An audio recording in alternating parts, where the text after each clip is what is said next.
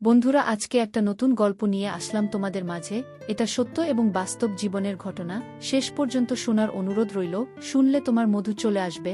দেরি না করে চলো শুরু করা যাক। আমার যখন বয়স ৮, তখন থেকেই আমার নানা আমার সাথে খেয়ালিপনার ছেলে বাজে আচরণ করার চেষ্টা করত। নানা যখন আমার সাথে এরকম বাজে আচরণ করার চেষ্টা করত, তখন আমি নানার কাছ থেকে কোনো রকম ছাড়িয়ে দৌড়ে পালিয়ে যেতাম। আমার আপন নানা ভাই আমার সাথে এই রকম নোংরামি করার চেষ্টা করতে বলে আমি সব সময় তার কাছ থেকে দূরে সরে থাকতাম। একদিন আমার বড় মামার বিয়েতে গিয়েছিলাম। আমরা সবাই নানা বাড়িতে তখন সবাই কোনো না কোনো কাজে ব্যস্ত আছে। এইভাবে কাজ করতে করতে প্রায় সন্ধ্যা হয়ে এল। বিয়েবাড়িতে এত মানুষের সমাগম, আত্মীয় স্বজন, সবাই বাড়ি পুরো ভর্তি ছিল। দেখতে দেখতে রাত অনেক হয়ে গেল। এখন সবার পালা, যে যেখানে পারছে সেখানেই শুয়ে পড়ছে। অর্থাৎ বাড়িতে মেহমান অনেক বেশি, জায়গাটা খুব সংকট। আমার আম্মু আমার নানুর পাশে গিয়ে শুয়ে পড়ল। আরও অনেক মানুষ কোথাও শত, আর আমি জায়গা পাচ্ছিলাম না।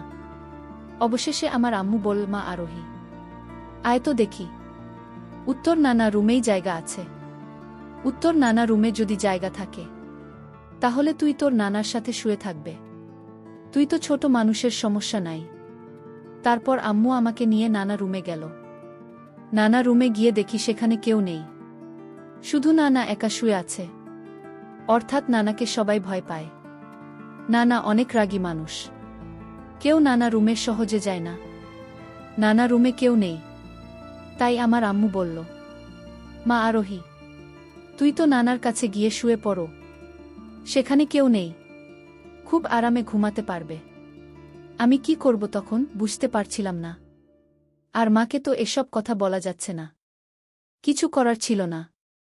ভাগে পড়ে আমি আমার নানা রুমে। নানার সাথে শীতে হলো। নানার সাথে শুনেছি কোনো সমস্যা নাই, কিন্তু রাত যখন গভীর হলো, তখন নানা আমার সাথে যা করল তা শুনলে বন্ধুরা তোমাদের মাথা ঘুরে যাবে। বন্ধুরা, গল্পটি অনেক অনেক ইন্টারেস্টিং। গল্পটি শোনার জন্য তোমাদের সকলের প্রতি আমার বিশেষ অনুরোধ রইল।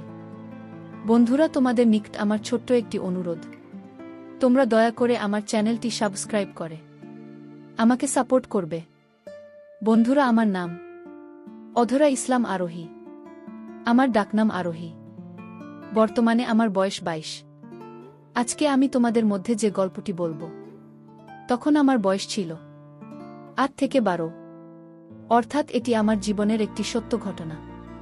ঘটনাটি শুরু আমার যখন বয়স 8 বছর, আর ঘটনাটি শেষ হয় যখন আমার বয়স 12 বছর হয়। বন্ধুরা, আমার যখন বয়স 8, তখন থেকেই আমার আপন নিজের নানা ভাই, অর্থাৎ আমার মায়ের আপন পিতা, আমার সাথে প্রায় নোংরা আচরণ করার চেষ্টা করত।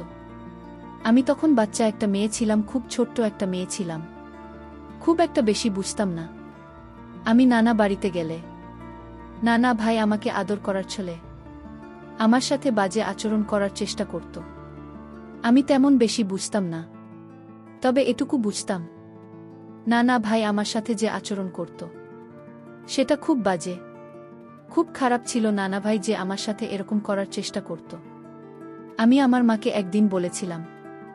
তখন মা আর নানুর হেসে হেসে একেবারে কুটি কুটি হয়ে গেল, আর বলল, তোর নানা ভাই তোর সাথে সব খেয়াল করে, তুই কি বুঝিস না? তুই এখন নাকি মায়ের কাছে সব বললেও কোনো কিছু হয় না, কারণ মা তার বাবাকে খুব সম্মান করে, আর বাবা এরকম কাজ করবে তা মা কোনো দিন কল্পনাও করেন নাই।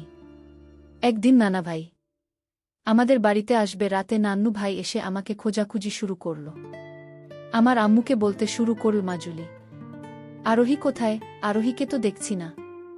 অনেক ভালোবাসি আরোহীকে, কারণ আমি তোদের বাড়িতে আসি শুধুমাত্র আরোহীর জন্য। মেয়েটা অনেক লক্ষ্মী, অনেক কিউট, অনেক সুন্দর, অনেক সুন্দর সুন্দর কথা বলে। কই মা, ডাক দিত একটু আরোহীকে, আমি একটু দেখি তাকে।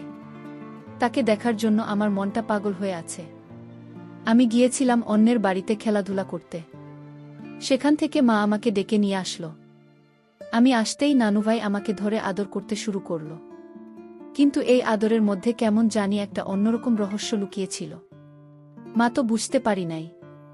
আমার সাথে নানাভাই আদরের ছেলে অন্য কিছু করার চেষ্টা করত। যাই হোক, আমি অনেক জোর করে নানা ভাইয়ের কাছ থেকে আমি নিজেকে ছাড়িয়ে নিলাম। তখন মায়ের সামনেই নানা ভাইকে বললাম, নানা ভাই, তুমি আমার সাথে এরকম করো কেন? আমার সাথে এরকম দুষ্টুমি করো কেন? আমার এরকম ধরনের দুষ্টুমি ভাল লাগে না। আমার কাছ থেকে এরকম কথা শুনে মা আর নানা ভাই খুব হাসতে শুরু করল। তারপর মা আমাকে নানা ভাইকে নিয়ে ঘরে গেল। নানা ভাই আমাদের সকলকে নিয়ে বসল। বসার পর আমার নানা ভাই আমার মাকে বলল, মা জুলি, আমার জামাই বাবাজি কোথায়? তোদেরকে না জানিয়েই তো আমরা একটা কাজ করে ফেলেছি। তোরা মনে কিছু নিস না, তোর ভাইয়ের বিয়ে ঠিক করে ফেলেছি। হঠাৎ করে মা জুলি, আমি কথা দিয়ে দিয়েছি মেয়ের বাবাকে। তোদের কি কিছু বলতে পারলাম না? তোরা মনে কিছু নিস না। আগামী শুক্রবারে তোর ভাইয়ের বিয়ে। তোরা সবাই বুধবারে চলে আসবি। আর জামাই বাবাজি আসলে জামাই বাবাজিকে আমার কথা বলবে। কেমন? নানা ভাইয়ের কথা শুনে আমার আম্মু বলল, ঠিক আছে বাবা, আমি তোমাদের জামাই আসলে বলবো না। আর আমরা সবাই বুধবারে চলে আসব। তারপর আমাদের নানা ভাই আমাদের বাড়ি থেকে চলে গেলেন। আমি, আমার মা, আমার আব্বু সবাই মিলে বুধবারে নানা বাড়িতে চলে আসলাম। অনেকদিন পর নানা বাড়িতে যাচ্ছি। মনের মধ্যে খুব আনন্দ লাগছে। অনেক মজা হবে।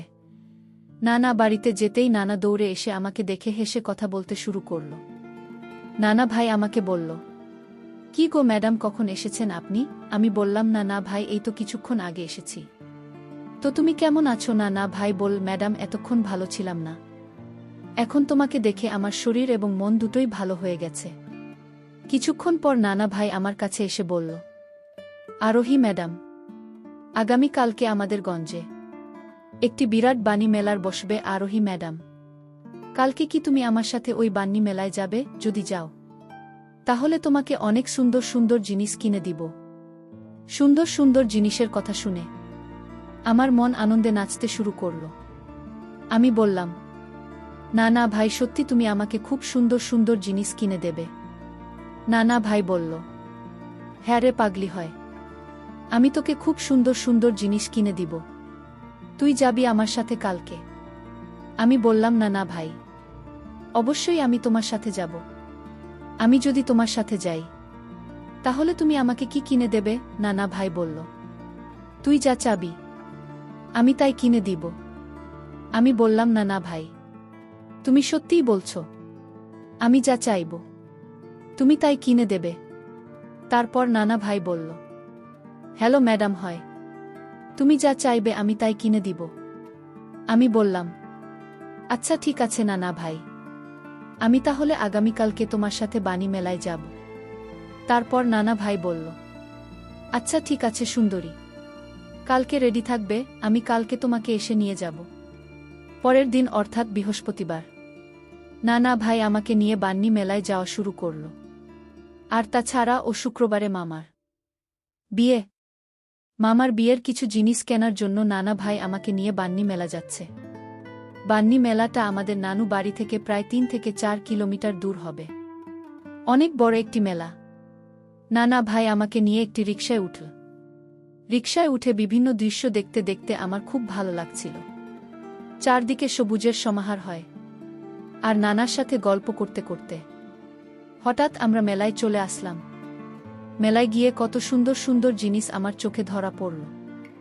যাই দেখলাম তাই আমি নানা ভাইকে কিনে দিতে বললাম। না ভাই, আমাকে আমি যা চাইলাম তাই কিনে দিল। আমার খুব খুশি খুশি লাগছিল সেদিন। তারপর মেলা থেকে আমি আর নানা ভাই চলে আসব। ঠিক এই মুহূর্তে একটা জিনিস আমার চোখে ধরা পড়ল। আমি বললাম, না ভাই, এটা আমাকে কিনে দিবে? তাহলে আমি খুব খুশি হব। নানা ভাই বলল, সুন্দরী, আমি যে তোমাকে এত খুশি করতেছি, তুমি কি আমাকে একবার খুশি করার চিন্তাভাবনা করেছ? আমি বললাম, না ভাই, আমি তোমাকে আবার কিভাবে খুশি করব? নানা ভাই বলল, সুন্দরী, তুমি যদি আমার সাথে একটি কাজ করো তাহলে তোমাকে আরো অনেক সুন্দর সুন্দর জিনিস কিনে দিব। আমি বললাম, না ভাই, কি করতে হবে তোমার সাথে একটু খুলে বলো না। না না ভাই বল, তুমি যদি আমার সাথে একা থাকো তাহলে তুমি যা চাইবে আমি তাই দিব। তোমার সাথে আমি কিছু করব না, আমরা দুইজন শুধু গল্প করব। আমি বললাম, না না ভাই, এটা কোনো ব্যাপার হলো? আমি তোমার সাথে শুক্রবার রাতে থাকব। না না ভাই, কি মিথ্যে সান্ত্বনা দিয়ে থামানোর চেষ্টা করলাম। নানা ভাইয়ের কাছ থেকে মূলত কোনো কিছু আদায় করার জন্যই এই কাজটি করেছিলাম, কিন্তু এটা যে বাস্তব হয়ে যাবে তা আমি কখনো বুঝতে পারি নাই। পরের দিন শুক্রবার, মামার বিয়ে। বিয়েবাড়িতে এত মানুষের সমাগম, আত্মীয় স্বজন, সবাই বাড়ি পুরো ভর্তি ছিল।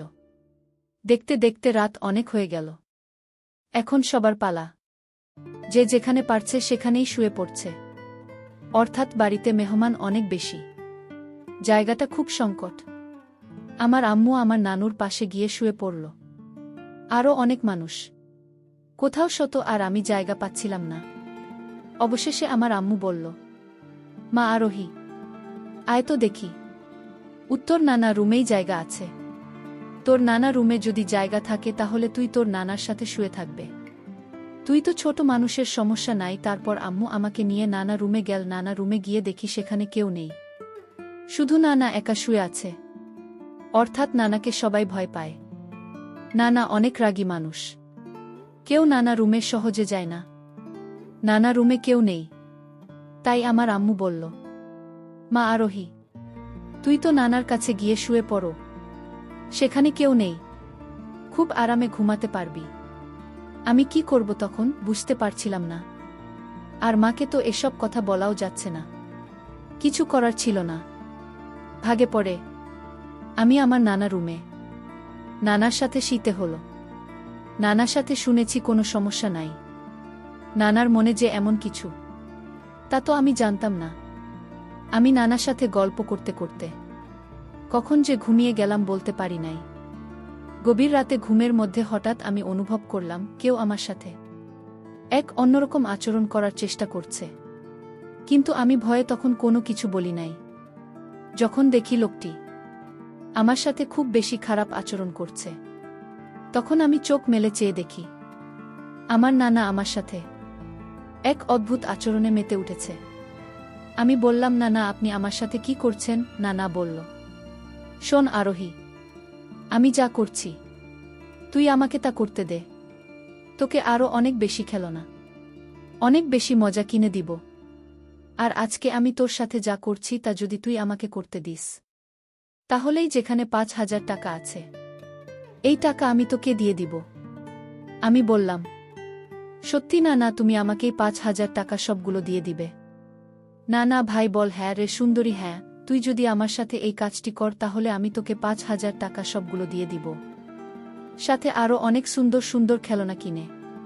তারপর নানা এই খেলনা আর টাকার লোভে পড়ি আমি নানা প্রস্তাবে রাজি হয়ে যায়। কি বল বন্ধুরা, তখন আমার বয়স ছিল মাত্র 12 বছর। সামান্যটা টাকার লোভ দেখিয়ে আমার সাথে যা করল তা ভাষায় প্রকাশ করার মতো না। তাও আবার আমার নিজের নানা। সেদিন নানার এই ভয়ঙ্কর আচরণে আমি খুব কষ্ট পেয়েছিলাম, অনেক কেঁদেছিলাম। তারপরও আমাকে নানা কোনোভাবে ছাড় দেননি। ঘাটের বইরা বইটা বয়সেও তার এত পাওয়ার, তা আমি কখনো ভুলতে পারব না। সে আমাকে পুরো তছঞ্চ করে দিয়েছিল। বন্ধুরা, আমি তারপর প্রায় 1 মাস পর্যন্ত অসুস্থ ছিলাম। অনেক কষ্ট হয়েছিল আমার, তবুও কাউকে বলতে পারছিলাম না, কারণ কাউকে বললেও কেউ বিশ্বাস করত না। আমি আমার নিজের নানা দ্বারায় আমার জীবনের প্রথম সর্বনাশটা হয়ে গিয়েছিল। এটি আমার জীবনের একটি কালো অধ্যায় ছিল। খুব কষ্ট পেয়েছিলাম, খুব দুঃখ পেয়েছিলাম এই ঘটনাটির জন্য। এখনো পর্যন্ত যখনই এই ঘটনাটি আমার মনে পড়ে তখনই খুব আফসোস করি, খুব অনুশোচনায় ভুগি। বন্ধুরা, পরিশেষে আমি তোমাদেরকে বলবো, তোমাদের জীবনেও বা তোমাদের ছেলে মেয়েদের ক্ষেত্রেও এরকম ধরনের ঘটনা ঘটতে পারে, কারণ বিশ্বস্ত লোক দ্বারায় ক্ষতিগ্রস্তের সম্ভাবনাটা বেশি হয়ে থাকে। এটাই পৃথিবীর চিরাচরিত নিয়ম যা যুগ যুগ ধরে ঘটে আসছে। সুতরাং আমাদের প্রত্যেকেরই উচিত আমাদের প্রত্যেকের ছেলেমেয়েদের প্রতি আলাদাভাবে নজর রাখা, তাহলে হয়তো এরকম ধরনের সমস্যা হতে আমরা রক্ষা পেতে পারি। বন্ধুরা, আজকে এই পর্যন্তই। আবারও আসব তোমাদের মধ্যে নতুন কোনো ভিডিও নিয়ে। ভিডিওটি যদি তোমাদের ভালো লাগে তাহলে একটি লাইক দাও। প্রতিদিন আমি তোমাদেরকে একটা করে নতুন গল্প উপহার দিব, তাই তোমাদেরকে অনুরোধ করে বলছি, তোমরা যদি এরকম ধরনের ইন্টারেস্টিং গল্প পেতে চাও তাহলে দয়া করে আমার চ্যানেলটি সাবস্ক্রাইব করো। পরিশেষে তোমাদের সকলের সুস্বাস্থ্য কামনা করি। ভিডিওটি দেখার জন্য তোমাদের সকলকে অসংখ্য ধন্যবাদ।